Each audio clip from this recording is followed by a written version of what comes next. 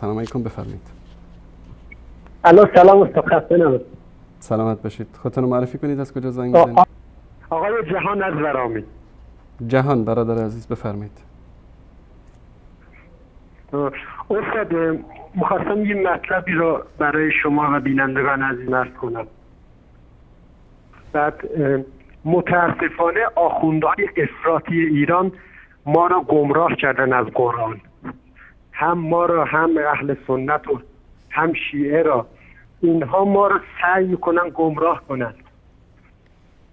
بعد اینها دشمن قرآنن، اینها اصلا قرآن باور ندارن. هرچی از قرآن میگن، قرآن میفرمایه، اینها مخالف قرآنن. بعد در مورد همین 12 شیعه 12 امامی رو میارن وسط. اصلا امامتی وجود نداره.